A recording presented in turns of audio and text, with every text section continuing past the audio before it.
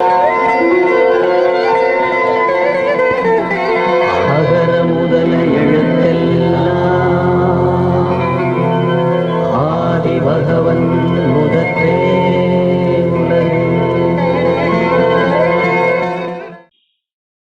friends, இன்னைக்கு EPF Grievance Portal மூலமா மெம்பருடைய KYC எப்படி அப்டேட் பண்றதுன்னு பார்க்கலாம்.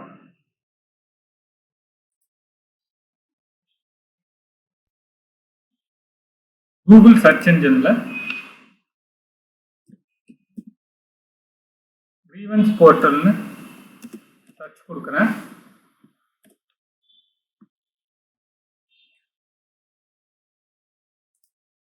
வரக்கூடிய லிஸ்ட்ல EPF Grievance லிங்க் செலக்ட் பண்றேன்.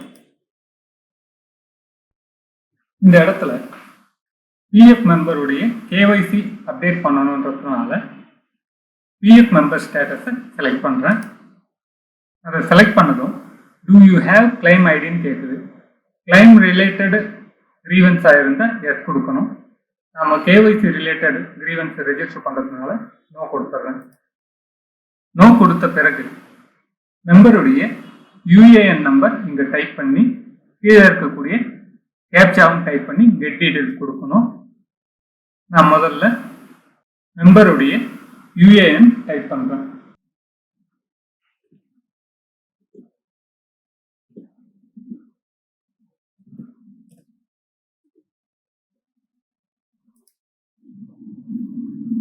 மெம்பருடைய UAN டைப் பண்ணி கேப்சா டைப் பண்ணி கெட் டீடைல்ஸ் கொடுத்தேன்.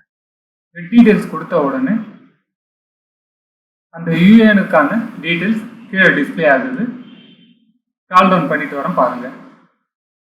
இதுக்கு அடுத்தாப்புல கெட் OTP கொடுத்து OTPயை வெரிஃபை பண்ணணும். கெட் OTP கொடுக்குறேன்.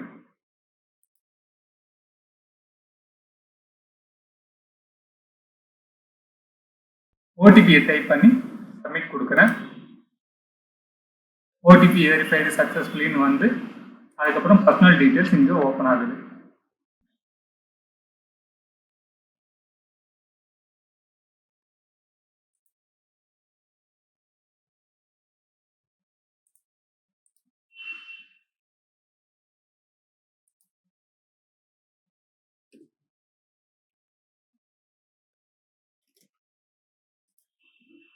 அவங்களுடைய டீடைல்ஸ் எல்லாம் ஃபில்அப் பண்ணிட்டு வரேன்.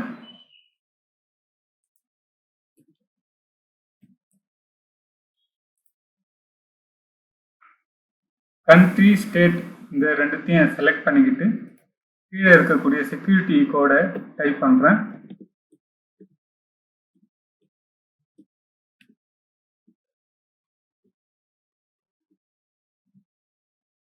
கீழே இருக்கக்கூடிய 2 PF அக்கௌண்ட் நம்பர்ல பிரசன்ட் PF அக்கௌண்ட் நம்பரை கிளிக் பண்றேன்.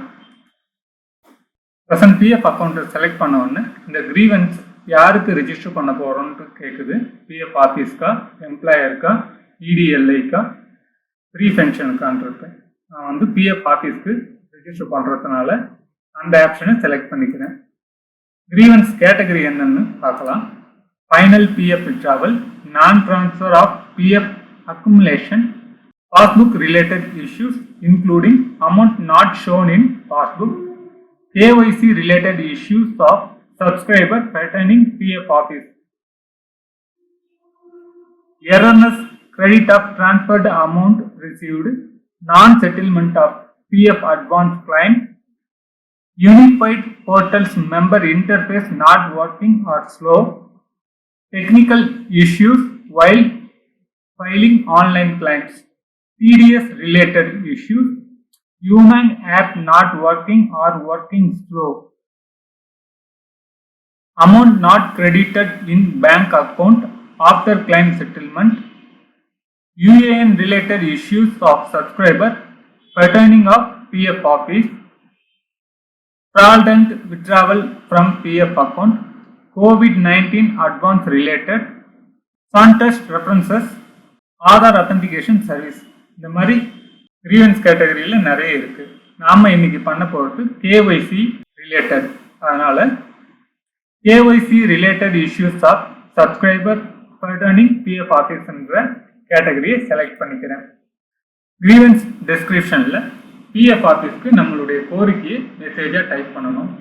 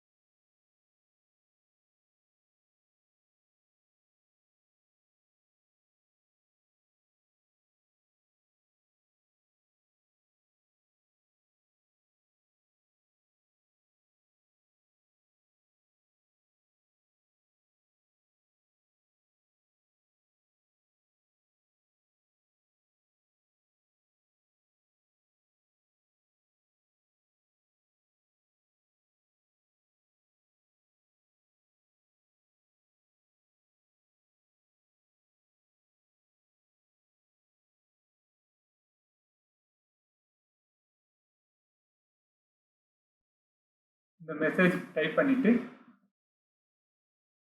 அப்லோட் டாக்குமெண்ட்ன்ற இடத்துல சூஸ் ஃபைல் செலக்ட் பண்ணி ஆதாரை செலக்ட் பண்ணி அட்டாச் கொடுக்குறேன்.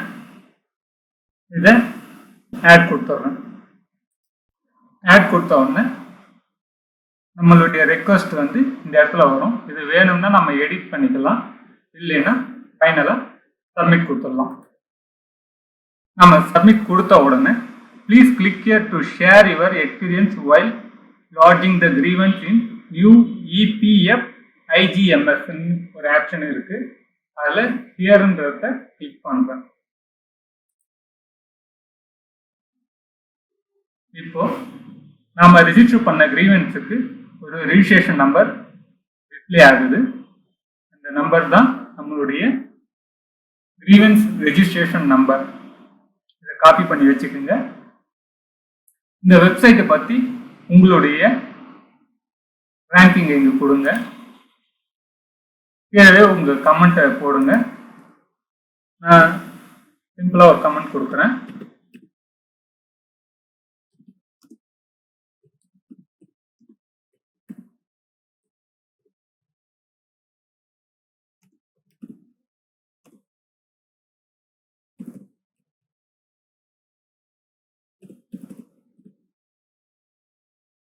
இஸ் வெரி யூஸ்ஃபுல் ஃபார் எம்ப்ளாயிஸ்ன்னு கொடுத்துட்டு அதுக்கு கீழே செக்யூரிட்டி கோடு இருக்கு.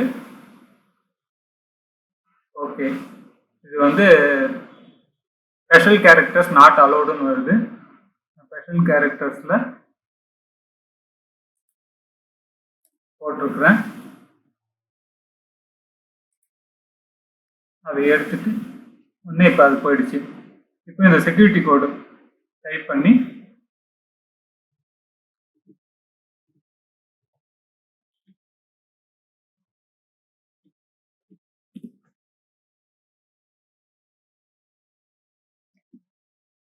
சப்மிட் கொடுக்குறேன். இப்போ பார்த்தீங்கன்னா your feedback saved successfully for registration நம்பர்னு போட்டு வந்துடுச்சு.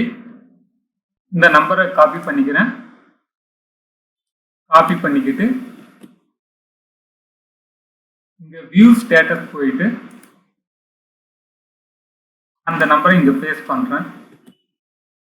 பேஸ்ட் பண்ணிவிட்டு நம்ம மொபைல் நம்பர் என்ன பிஎஃப் ரெக்கார்டில் கொடுத்துருக்குறோமோ அந்த நம்பரை இங்கே டைப் பண்ணி இந்த கேப்சா டைப் பண்ணி சப்மிட் கொடுத்தீங்கன்னா இதோட ஸ்டேட்டஸ் தெரியும். இது மட்டும் இல்லாமல் அப்லோட் கிரீவன்ஸ் டாக்குமெண்ட்டுன்னு இருக்கு இல்லைங்களா, நான் ஆதார் அப்லோட் பண்ண இடத்துல டாக்குமெண்ட் அப்லோட் பண்ண முடியலைன்னா இந்த இடத்துல வந்து ரிஜிஸ்ட்ரேஷன் நம்பரை பேஸ்ட் பண்ணிவிட்டு அவங்க மொபைல் நம்பரை போட்டுட்டு